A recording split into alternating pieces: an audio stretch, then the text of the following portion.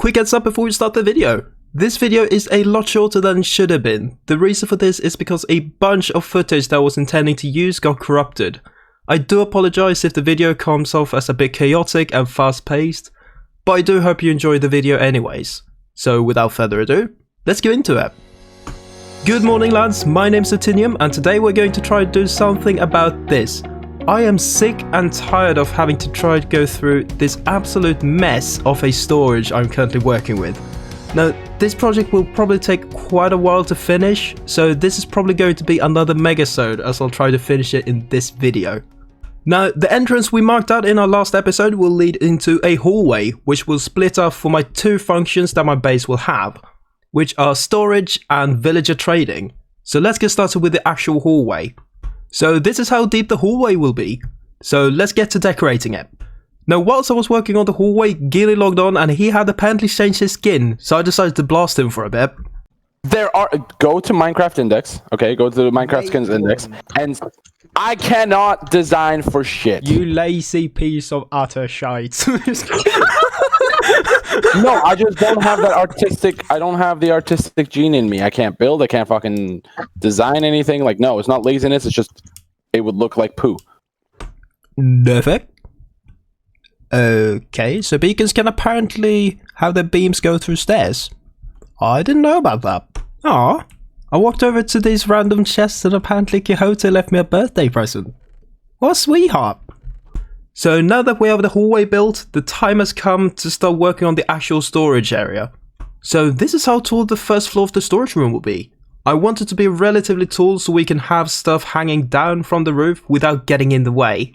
So now we need to blow out the area. Now I don't think we'll need to install world eaters since the area isn't that big in comparison to the main structure we made last time. So let's do some TNT strips instead and see where that takes us. Okay, first strip, let's go.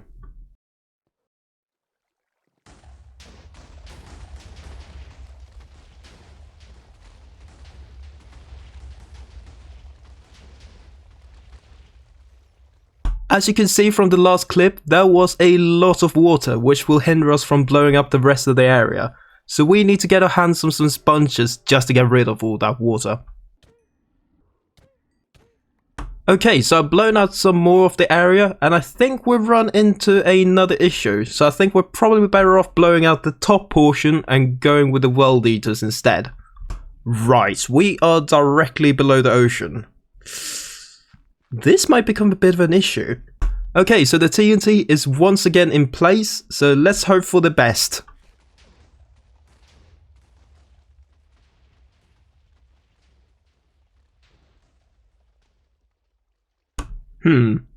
It seems like this road didn't manage to blow up.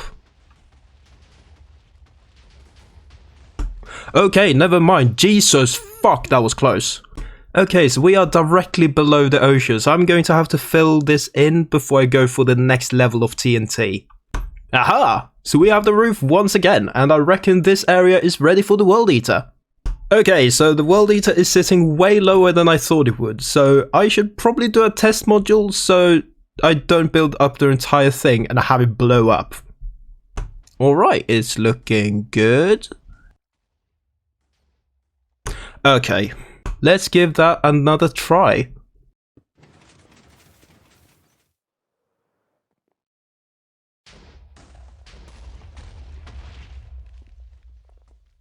Haha! Success! It made it all the way over. Okay, so I've done some flattening of the area and built up the rest of the modules, so let's give it a try.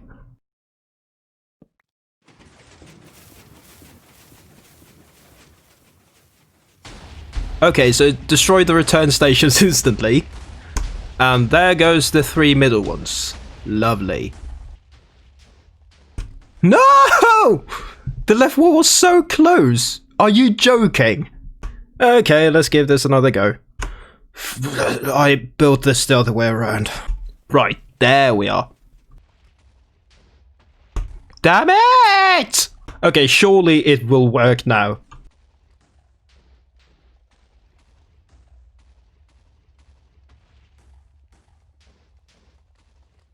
Success, thank fuck for that. Right, let's set up the other modules and get this ball rolling for once and for all. the actual TNT Jupiter got blown up. Okay, let's stop it and... No! Well, thank fuck for spare elytras. Oh my god, the zombies took my shites. Jesus! Okay, most of you will probably think I am a complete idiot, but I'm going to use this notch apple.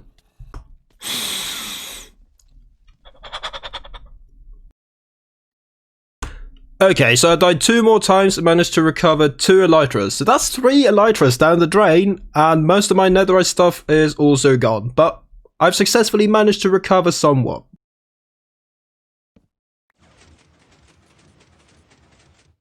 Things are just not working out in my favor, are they? Okay, so I had a bunch more modules blown up on me, but eventually I got the entire area blown out. And after the same kinds of hardships, I managed to get the intersecting aisle completely blown out as well.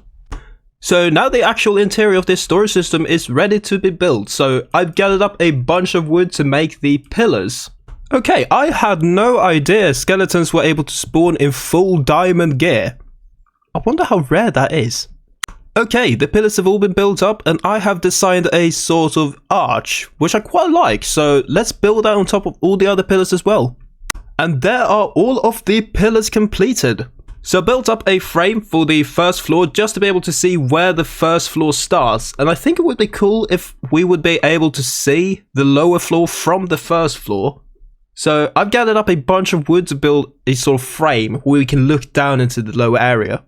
So the middle area of the wood will be completely empty, which I think will look quite cool once we get some detailing and stuff going.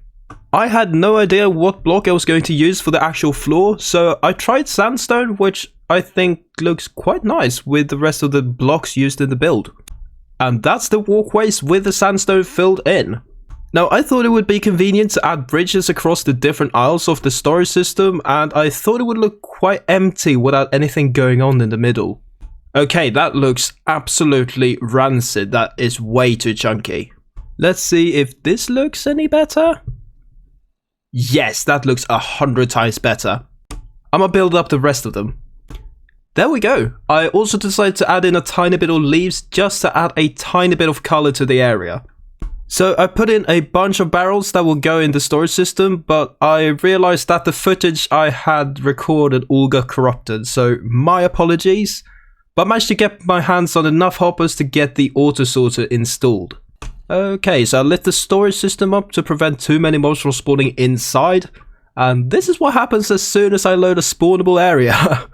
But now all the sorters are in place, so I've compiled a list of items that will need a tiny bit more storage space than all the other items. Now, in order to make sure we have enough storage for those items, I'm going to install shulker loaders. Now, the shulker loaders I'll be using is actually quite an old design made by Il Mango. I will link the video to that tutorial in the description. Now, the storage system isn't completely done, but I've been recording this episode for way too long, and I think this is the time to end it. If you enjoyed the episode, please leave a like and subscribe if you'd like to see more of them. Also, feel free to leave suggestions of what you'd like to see in future episodes. But this is pretty much it for now. Have a good one.